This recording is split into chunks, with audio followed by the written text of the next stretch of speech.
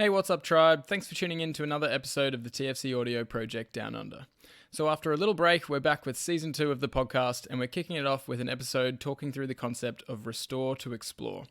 We recorded this one while out at TFC Bush 1, which we discussed throughout the episode, along with the importance of exploring the movement of your body in natural environments, the role of supplemental training like balance and mobility work, and the value of pushing past your perceived limitations to realize your true potential.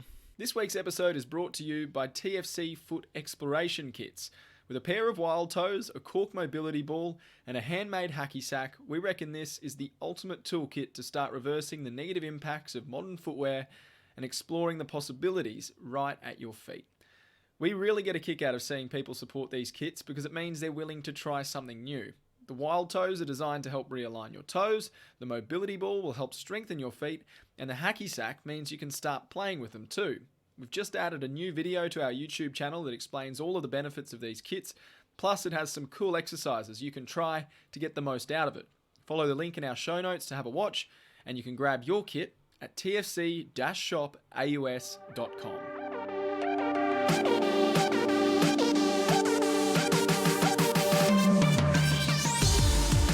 So you're back with James and Mac. G'day guys. Once again for Season 2. Here we go. What better way to kick it off than recording a podcast out in nature? We're out at TFC Bush 1 at the moment. And for those of you who maybe aren't aware of what that is, it's basically the beginnings of basically a nature campus, an area where we're immersing in nature and building a campsite. Basically, it's my uncle and auntie's land and out west of Brisbane, and it's very, very deep nature, right next to a creek.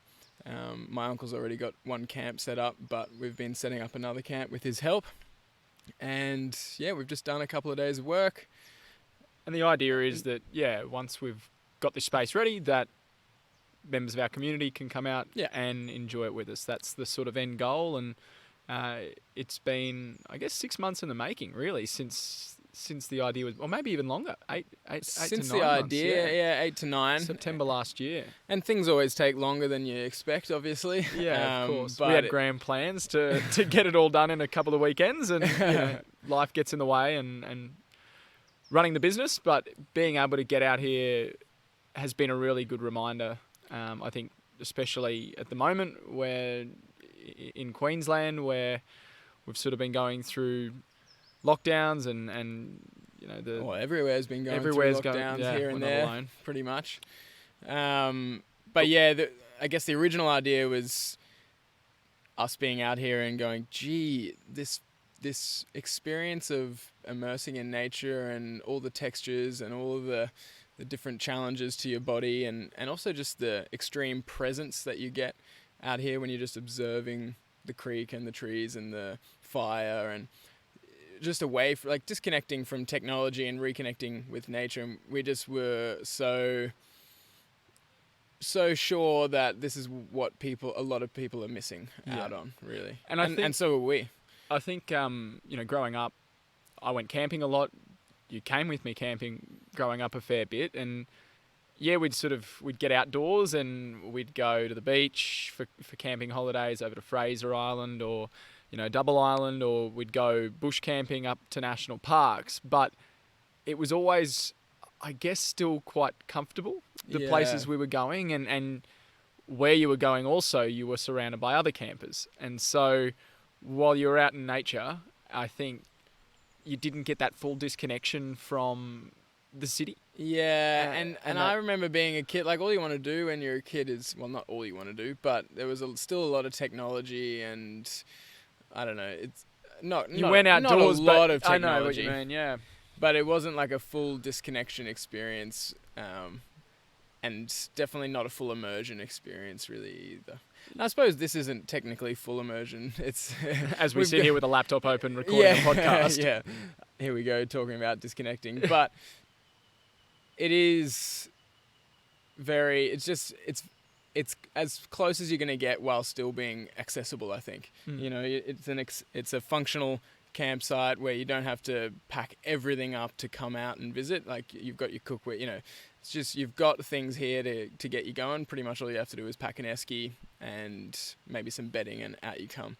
So yeah, it's gonna be a big process in the making, but we've made a really good headway in the time that we have spent out here. Yeah, I mean, like, to paint a bit of a picture, you can check out TFC Bush 1 on Instagram, but I mean, we're sitting beside an A-frame that has been built out of logs and trees that the neighbour didn't want, that he wanted chopped down, and so Gus has turned them into this incredible A-frame, and he got the iron that's on the roof for $20 from the tip, and has put it together all with wire, and we've set up a fire up the back now with a wood pile, so we're stocked with wood for the next time we come out.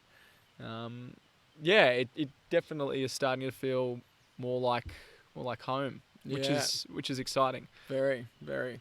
And then each time we come out, the momentum keeps building, and so it's very exciting. So follow along at tfc.bush1, I believe it is, on Instagram. You can check out all the pictures and everything, and we'll be posting all the progress on there.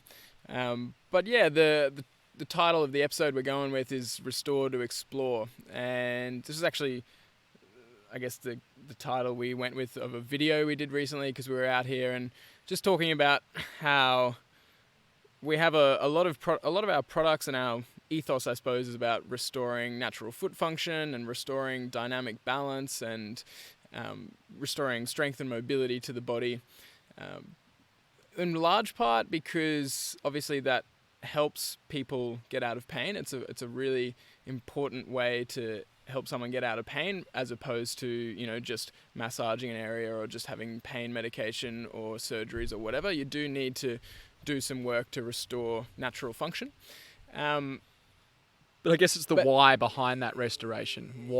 Why are you restoring? You want to restore so that you can explore so that you can explore the potential of your body, and also so that you can actually go and explore nature with confidence. And I mean, that's the whole purpose of a human body, really, is to be able to move through a natural environment and adapt to the different challenges that come up in a natural environment. And I think because of our culture, obviously we're very disconnected from nature, then we've sort of lost that ability. Or a lot of people have lost that ability simply through lack of exposure. And not necessarily, I think a lot of people still have the ability, but maybe not the confidence to do it. I mean, they go hand in hand. Well, they have the capacity, especially with a bit of extra training. And so a lot of people might see, some beam training and be like, oh, well, so what? You can balance on a beam. Yeah. But then you say you go out rock hopping, or you need to traverse like a fallen tree or something like that, then you really experience, this is why that beam training is so helpful, because my foot, for one, can tolerate the load of landing on this rock. And my whole body is integrated so that I'm not at risk of falling. Because the thing about nature is it's risky. Like, if you mess up... And it's unpredictable. It's hard. It's unforgivable. It's unpredictable and unforgivable. Not unforgivable. Unforgiving. Unforgiving, yes. Yeah. Because if you fall off a rock... It's going to hurt. And you hit a rock, it's gonna hurt. Yeah. So you really want to be... I guess that's where the presence comes in as well, because when you're traversing this environment, navigating this environment, then full presence is really needed in order to avoid hurting yourself. And I think that's something that's really key to why people need to get out and experience that risk.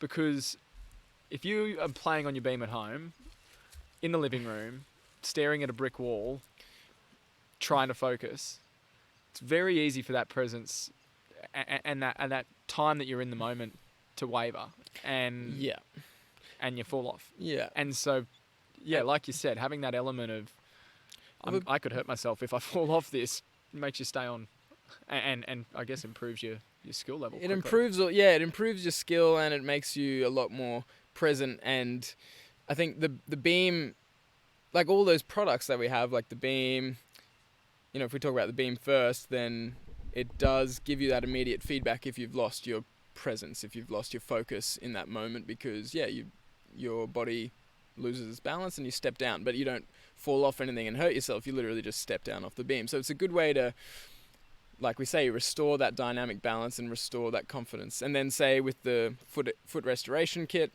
you're obviously using the cork mobility ball to restore load tolerance through the feet, and that does help mobilize the joints and make the muscles more supple.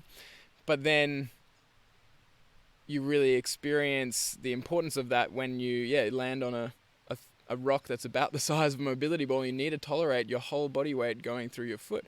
And I always do this bit of a party tricky kind of thing at workshops where I put my whole body weight through the arch of my foot onto a ball. Like I balance on the cork mobility ball on one foot, and people go, because they've just felt how intense the massage of the foot feels. But to me, it feels like nothing, because obviously I've done a lot of the foot rolling, and also because I just spend a lot of time, or a good amount, not a huge amount of time, but a decent amount of time being barefoot in nature, and that's how you get that deep pressure that the foot really thrives on. Yeah. So it's understanding the context of how those should be used, I think, because it's one thing to just get out of pain, and obviously that's what I think most people are focused on, because pain is a call for change, it's a driver for change, and if you're in pain and you find this way to get out of it through restoring natural mobility and strength and so on, then great, that's awesome. But then what do you do from then to actually make your life better with the new movement that you've unlocked? And I guess that, brings us back to the reason we are building all of this, is to give people a pathway to experience that. Because once you've experienced it, the light bulb flicks on, and you're like, okay, it all makes sense now. Exactly. And the problem is, I guess, is that people just don't have access to places like this freely. Not where you can actually go and stay and immerse for a while. Fully, I think we're very lucky in Australia that you've got a lot of national parks, and you've got the Gold Coast hinterland, Sunny Coast hinterland, a lot of places, even like Mount Glorious, where we've been spending a bit of time recently. You can find these creeks and rocks and trees to climb, and all of these things, and you can only go and visit for a while, rather than the full immersion experience is, I think, it's another layer. Level. It is a whole other layer to it, because there are so many things, especially even in the process of building. That in itself exposes your body to all of these. Just in the last 24 hours, we've been digging, raking, chopping. Yeah, all of these different movement patterns that aren't necessarily natural movement patterns, and they aren't necessarily to do with feet and balance, but they all combine to make for a really good quote-unquote workout. But you're actually getting stuff done, and you feel really, really extra good afterwards, because you've worked your body, and you've got something to show for it. We've got a little Hackmanton court in the making here, just after all that digging and raking, and we've got a firewood store, and it's really cool. Even the work kind of feels like play, and is literally functional. Exactly. I mean, that's what we were sort of saying, is just how when you're out here, that is the play. Is building and creatively working out, solving problems, but using your body to achieve that.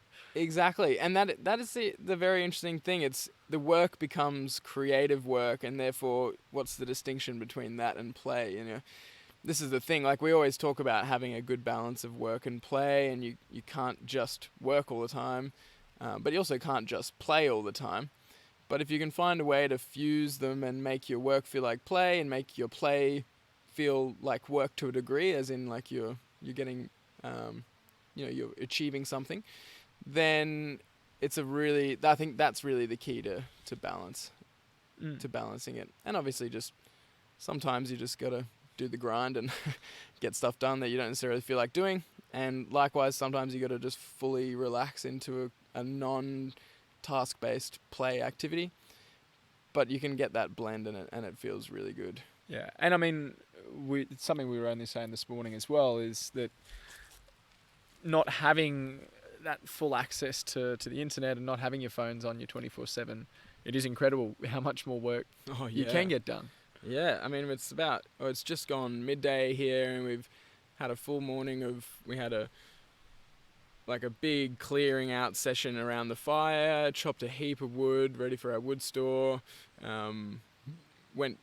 cleaned out a hillbilly, which is kind of like I don't know how to explain it really, but a big drum basically that sits in the fire and gives you hot water on tap. And then we went for a big rock hop. It's just all these things you get done when you're not.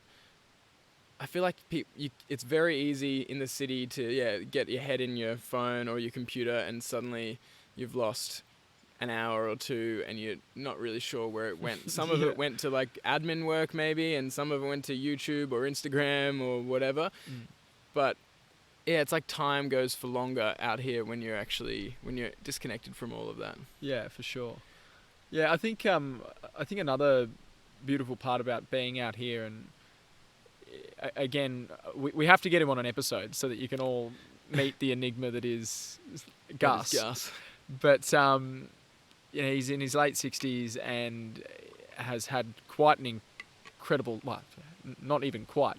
He has had an incredible life and has done some amazing things and has picked up all of these skills. And I guess what we were talking about while we were out here is how fortunate we are that we're able to learn those skills off him. And, it is times when you're sitting around a campfire away from your phones, when everyone's disconnected, that storytelling happens. And you get to soak in all of these stories and all of this wisdom from a man who's lived and has all of these skills and all of these experiences and is ready to pass them on. And I think that is another beautiful part about just getting away from all of that is the human connection that it forces and builds. Absolutely, yeah. Rather than all gathering around and watching the TV, you gather around and watch the fire, nature's TV, and have chats and listen to stories. And that's like the original way that knowledge was passed on. Knowledge and wisdom and history was obviously told through stories. And yeah, you're right. Just the learning of skills or the passing on of skills from someone who's had a lifetime of building all these skills that are not extinct, but there's just nowhere near as many people with those skills, sort of like bushy skills, where it's just like learning how to live, more so living off the land or just being a bit more self-sufficient. I think it's something that shocks me, and I was quite conscious of it over the last 24 hours while we were doing things, is just how little I do know just based on exposure of how to do the smallest of things out here, but just how to be self-sufficient.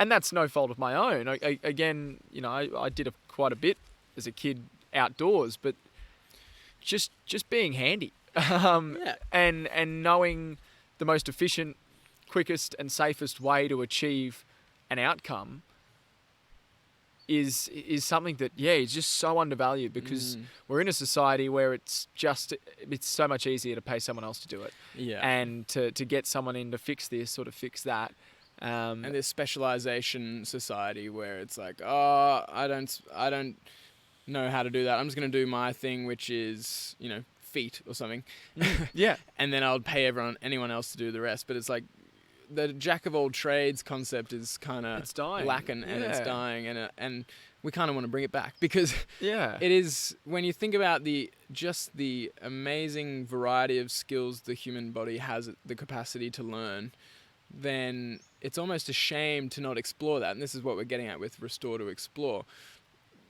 Not only exploring nature, but exploring the potential that your body has. But you do need a baseline level of mobility, strength, balance, coordination in order to explore those skills confidently. Otherwise, you're it's pushing a big rock uphill, basically, because you're not only trying to learn the skill, which might be hard or it might be easy, but you're then trying to come up against restrictions in your body that make it all a lot harder. So if you build that sort of foundation of natural capacity, functional capacity, then learning skills is really fun and easy, and you're not like, oh, I was learning how to swing an axe and then my shoulder started hurting or my elbow started hurting, and you're not coming up against all these niggles and aches and pains that's, like, for instance, we were digging today, so using a crowbar, and I just started to feel this slight little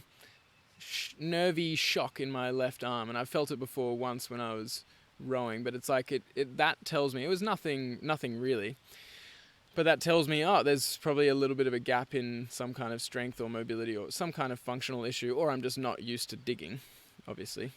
But that means there's certain things that I can do exercise-wise or supplement-wise to improve my capacity in that area.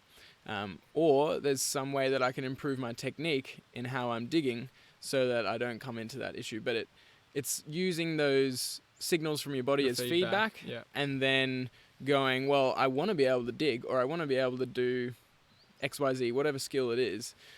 Let's not let my body hold me back from doing that skill. Let's figure out what I need to restore, what area of function I need to restore, do that, and then keep doing the skill and refine your skill with refine your technique with that skill at the same time. And I think that needs to be coupled with a real, for some people, quite a mindset shift as well, because, like you say, we're in a culture of specialization, and from primary school, from high school, we're sort of pushed towards finding our career niche and working out what we want to be and what our dream job is, and sort of push down that funnel, and it does block out a lot of other things. And so when people get to later stages in life, and a simple example is, I've sort of told myself for ages that I can't do maths.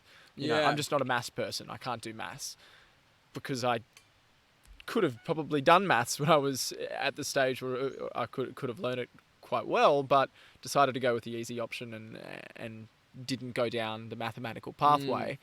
And now I've built up this idea that I'm not a maths person. But really, that's just a mindset, a story that I've told myself that's built up and built up and built up. And really, I've got the potential and the capacity to be a maths person. I've just told myself this story. And I guess it's the same with people saying that I'm not a builder, or I'm not an outdoorsy person, or I'm not good at balance. My balance is not good, or anything story. And we do have a whole podcast on this about the power of story. But the stories we tell ourselves can be either very empowering or very disempowering, very sort of restrictive. Because if you go, I couldn't learn how to do that, then already you've blocked yourself from doing it. Whereas if you obviously, one, have that foundation of capacity, and two, have an open mind and have confidence that you can learn skills, because that's exactly what our brain is designed to do, is to learn and adapt to new challenges and new skills, then all of a sudden anything is possible. Yeah. And anything someone else can do, obviously there's nuance here, but pretty much any skill that someone else can do, they can teach and you can learn. And that's the beauty of, the big part of the beauty of the internet is that you can pretty much learn how to do any skill from the internet. But even more special if you can find someone like Gus who's got all of these skills that you can just pass on in person. Yeah, and I think that is key, really. We were talking about this just yesterday or this morning, how important it is for us to hold on tight to that wisdom from people who have it and who want to share it. Yeah. Because there are a lot of older people out there with so much that we can learn from, and sadly, when they die, so does their knowledge, and so do their skills. Unless they pass it on, yeah. Unless they've passed it on, that their lifetime of knowledge and skills that they've accumulated over years and years and years from all these different people in their life could die unless they have the capacity to pass that on. So, and we do sadly see more and more a disconnection between the young and the old, I think. So yeah, I think that's really crucial. Yeah, and it's finding that balance. Like, I think maybe a big, like, if you think of the classic old person. Yeah. Sorry to use that term, but like an older person who, you know, squints at their phone, doesn't really know what's going on with their phone, always needs help with this and that. And a young person might be like, oh, like it's so easy, like you just do this, this and this, and maybe even get a bit frustrated, like if you're having to help your mum or your grandma out or something like that. Not frustrated, but like, oh, why can't they figure it out? But then for us, like for instance, us trying to figure stuff out here, Gus is like, oh, come on, like just do this. I mean, he's very patient with us, obviously, but he's like, no, you just do this, this and this. And for us, we're like floundering, like we don't really know. But then once we've been shown, it's like, oh, okay, cool. So yeah, finding like obviously, having more of that sharing concept of, yes, we can teach or help older people with technology-based stuff. This is fully generalization, by the way. Of course. But then really being open to the fact that they have a lot to teach us as well. And they've got a lot of worldly skills, or a lot of older people have a lot of worldly skills that just aren't really being learnt. You know, how to sew, for instance. Aren't valued as enough. Yeah. And again, it comes back to the fact that we can just pay other people to do and the convenience economy of, oh, I'll just buy a new one. It's like, well, or you could fix it if you knew how to sew, or if you knew how to do, you know, a little bit of your own plumbing or a little bit of your own whatever, rather than just going, I'll just buy a new one. And one, it's more economical, but it's so much more empowering, and you want to be a little self-sufficient. Yeah, definitely. Satisfying. Yeah. It's satisfying. It's really rewarding to get to the end of that process. I mean, it's as simple as making your own bread. Yeah. You know, it's something that we've really been getting quite deep on at home, cooking sourdough bread. We've got a proper starter, and we've been going through this process, and I did a story for my other business. It was with a milling company down in the middle of New South Wales, and as I was leaving this whole grain mill that produces this beautiful, sustainable flour, I said, oh, Craig, do you know where I could get some? And Craig, who's the owner of Whole Grain Milling, said, oh, here, just have a bag, expecting to get a kilo, but drove away with 25 kilos. And when we got that back home, we were like, far out, how are we going to get through all of this flour?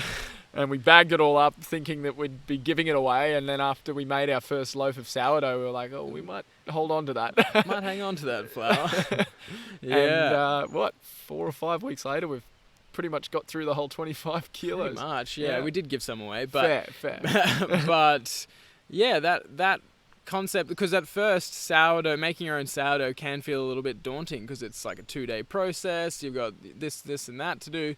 But once you know how to do it, and once you've had a crack, I mean, our first one was impressively good. So that helps. But it doesn't always end up good the first time you try something. But if you just have a crack, you do trial and error, and then you've got this skill of, oh, well, now we can make our own sourdough bread that we know exactly what's gone in it. We know it tastes better, partly because we can use the best flour, and partly because I think we've just made it ourselves, and it just tastes better when you make stuff yourself. Yeah.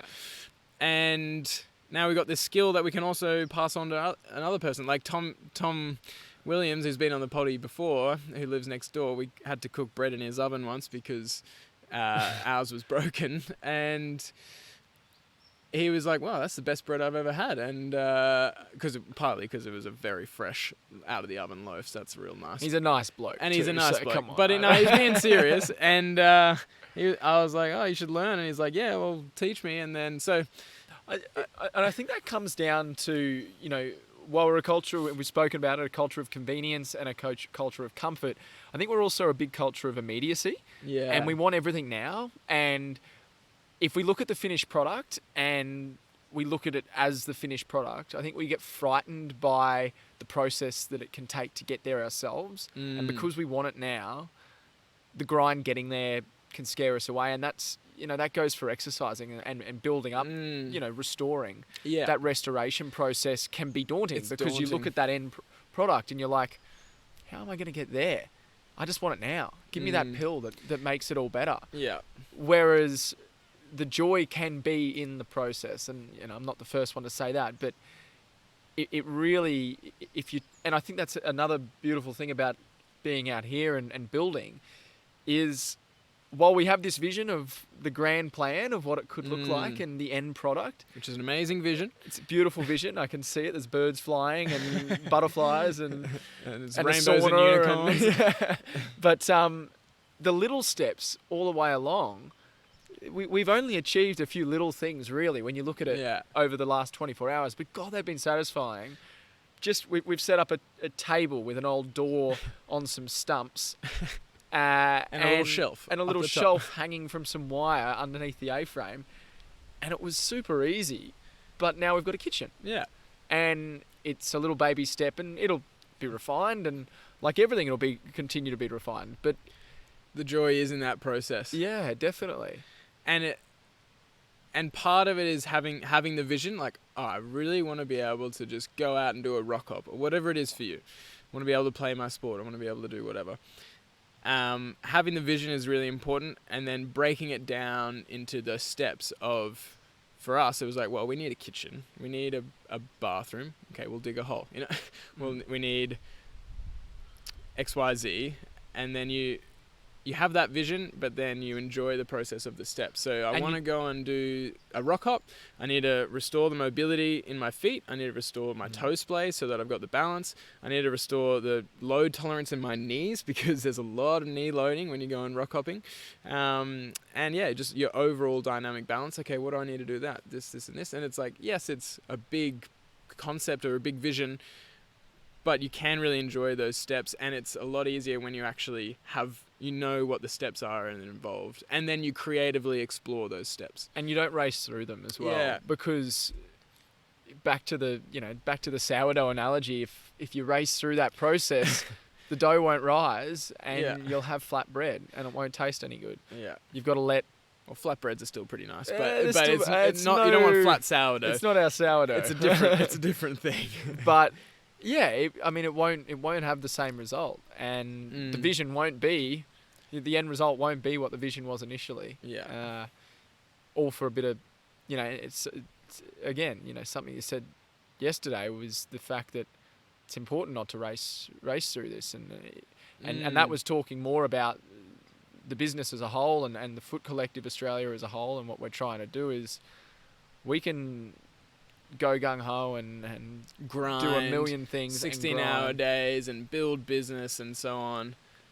But it's like... But if you don't enjoy that process and you haven't been present enough to experience it and live it, then what are you doing? You might get to the point where you've ground for for a year of 16-hour days, and you've built your business, and then you might get hit by a car or something. You got to enjoy your life along the way. Or you might fall out of love with it, because you haven't enjoyed the process. Very true. Yeah, and that can be a catalyst, and I think maybe that's a little bit of what happened in my last job. Is you're chasing this end goal, this end vision, and you're grinding yourself. Work. With the end goal just out of reach, and you're just trying to get that last, over that last hurdle or that next something. Yeah, and then they don't really satisfy you that much when you do get to that next stage, because you're slowly being ground. Your love for it is being ground down. Yeah, and I think that's where the big concept of presence comes in, and I would like to add, I think we sort of touched on it before, but presence and focus, pretty much, especially presence, is our natural state. If you do go for especially a barefoot walk or hike or creek hop, then like we said, just if you're spending time in nature, and especially evolutionarily, if you weren't present, then the chances of hurting yourself by messing something up, movement-wise, or just being attacked by something and you weren't present enough to notice, is very high. So presence is a survival advantage. And like we said, when you're out in nature, especially if you're moving through nature, especially barefoot, you do really need to be present.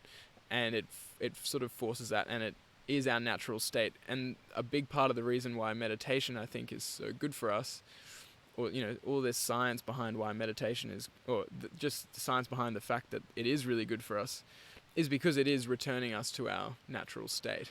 And all really you're trying to do when you're meditating is to block out everything else. If you're meditating at home, you're trying to just, I guess, come to a place where you're not taking in all of these other external factors, and you're in that moment. You're attuned to what your experience is in that moment without any other input, really, or just really focusing on how that input feels, or what things sound like, what your breath feels like, you can focus on anything, really. Yeah.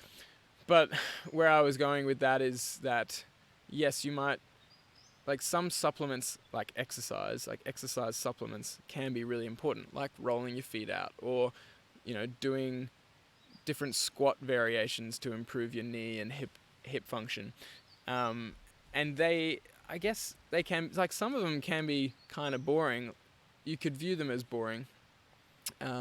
Say doing step-ups, where you're just doing a tiny little movement with your knee and standing back up. And it almost seems insignificant and boring, because you're just repping out this amount of this knee load. But if you really focus in on what sensations are going on in your knee and what your foot and ankle are doing to keep you balanced, and you really tune into what you're experiencing in that moment, it can be it can be quite enjoyable and quite satisfying. And then over time, you start to feel like, oh, that feels a lot easier now. Like, because you are in tune with what's going on. Oh, that step up is feeling easy. I could add some weight to that. I could add some load, or I could go further down. I could go deeper, and that in itself becomes play. Similar to what we were saying with the build, is like, yes, it's work, but it's creatively exploring what we're doing with an open mind. And if you are really in tune with what you're doing with your body, then you do start to explore stuff. You're not just mindlessly repeating the same exercise for this because you've been told that you should, but if you understand why you're doing that exercise, what purpose that's going to fulfill in the future, then and how to self-regulate, then it's very enjoyable to do exercise and work, and then you get to experience the fruits when you play. Yeah, and I guess we said it before, but what is the point of going through that whole process if you don't get to taste the fruits? Explore? Like, if you don't actually get to bounce from rock to rock in a running creek and look at and feel what's going on underneath your feet, your ankles, your knees, and actually go, wait a second, those squats I was doing at home, or those Cossacks, or whatever sort of movement you train in, that's the feeling that you're looking for at the end of the road. Yeah, you want to experience it in the flesh, in the real deal, because all of the supplements in the world, even though they can be very helpful and they can be necessary for a lot of people, all of that supplement stuff to restore is never going to replace the real deal of the exploring. And it is no wonder that people don't end up getting back to that natural state, or there are so many people who aren't in that natural state in terms of mobility and function, because they haven't necessarily had the exposure to the nature that's driven that thirst to get there. Exactly. They don't have enough inspiration. It's sort of just, and this is why so many rehab plans fail, and so many workout regimes are unsustainable, because there isn't that sort of deeper inspiration and motivation. It's just like, oh, I know I need to lose weight, or I really want to get out of this pain, and so, okay, the physio said to do these exercises, or my PT said to work out 3 times a week, and it becomes that chore. And you don't really see a vision for what you want to do. Whereas if you get out in nature and you're like, oh yeah, I need to be able to step over things and balance on things, and I want my feet to not feel painful when I step on a rock, then it's like, oh yeah, sweet, I can't wait to do my supplements, so that, and then when then you next go out there again, and it's like, oh, that feels better. I feel more confident, more stable, more. And soon that pendulum starts to swing, where you're having to do less of the work. Exactly. Because the play... You're exploring it all. Once you're exploring regularly, you don't need a restore anymore. No. No. This is the thing. You're not in restoration mode for forever. Yeah. I mean, there's always things you could work on and improve, but you can go from mostly restore and a little bit of explore to mostly explore and a little bit of restore. Yeah. And that all just depends on the amount of time that you're able to spend outdoors. And yeah, exactly. And there's so many other, like we've talked about, there's so many other benefits to being out in nature than just the physical, your feet are getting mobilized and your balance, just literally, I mean, there's a lot of research behind the concept of forest bathing and just being in nature. Again, I think because it's returning us to what our what our brains and bodies expect to be in, the environment that they expect to be in. But really good for our stress levels. Really good for all different kinds of things to do with our health, inflammatory markers, and it's just. And like we said, it's that reconnection with other humans and reconnection. And with it's how you connect with the nature as well. Yeah. And I think we're preaching it to the converted, I'm sure, in terms of everyone understands it's great to be out in nature. Yeah. Don't get us wrong. Like we're not. People know this. Yeah. We're not revolutionary.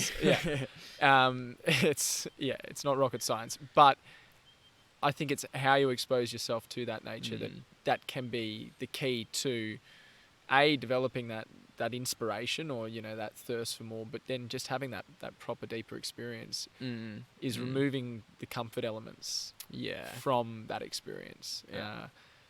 There's one thing to go hiking up Mount Coolum in your active wear and your thick-soled Nike shoes and take a selfie at the top and feel like you've been out in nature in inverted commas, but sorry, it's another I mean, and not having a go, but there is a big difference between that and driving an hour and a half away from the city into the bush where you don't have phone reception and kicking your shoes off and not having a shower for a day, and bathing in a creek instead, and cooking your food over a fire rather than over gas, over a campfire. And and it is all a spectrum. Like you said, it's not like we're trying to devalue the Mount Coolum example, but it's finding as many different ways as you can to expose yourself to nature. Like for us, often during the week, we only get a walk along the river barefoot, and we get down to the park for Hackmanton in the afternoon, and maybe a little bit of outdoor training in between, or a run or something like that. And that's the extent of our nature exposure, but it's better than nothing. It's certainly more than probably what a lot of people get. But it's our way of prioritizing. Okay, we need to spend time at least earthing our feet to the earth, like grounding our feet to the earth, breathing fresh air, getting some sunlight. These little things, and then it does help us keep in very good shape for then coming out here. Like we don't struggle out here, even though we're only spending once every 2 to 4 weeks coming out. We go really well out here generally. And again, it's like anything. It's about building up that load or that tolerance to how remote an experience it can be. Yeah. It can be a shock to have to take a dump in a hole. There are certain creature comforts that I understand people need and want, but sometimes it is like anything, just good to push the limits. Explore the limits. If you find yourself telling yourself a story of, oh no, I couldn't do that, explore it. Could you do maybe one part of that, or a tiny bit of it, or could you just let go of that story altogether and just go for it? It's all very individual, and it's up to you out there to decide what level you want to go to. But at least restoring natural function, and then really prioritizing getting some exploration in to make it all worth it. I think. Yeah. I think that about sums it up. Probably a good way to end it. Yeah. I hope you've enjoyed listening to us out here, and I can hear the birds and I wonder if the birds breeze and the creek will come through. Yeah, we'll find out. There has been one tree that all weekend has been making this really funny creaking sound. At first we thought it was a bird. It was like, yee! This dead tree that's creaking in the wind. It hasn't been really going this morning, but yesterday it was really humming away. Yeah. But yeah, we'll try and record a few more out here so that and we'll introduce you to Gus very soon. Yeah, we'll get him on a podcast. Yeah, and absolutely. Yeah, I think, with this season as well, it'd be great to bring you guys a few more perspectives and voices from a more natural way of living. Yeah, it'd be great to sort of be able to introduce you to some people who have their own skill sets, not just in terms of movement, but I think in terms of getting wild. Yeah, I reckon, and that's really what we're trying to do with TFC. Like, I mean, we talked about in the last episode about shifting culture, but it's shifting the culture to make it more normal to return to nature. Like, we want to return the body and the mind to a more natural state. And our products are great supplements to help do that, but we really want to encourage people to get out and explore nature and explore their limits as much as possible. That's the whole mission, really. So thanks for coming along with it. Talk to you soon, guys. See ya.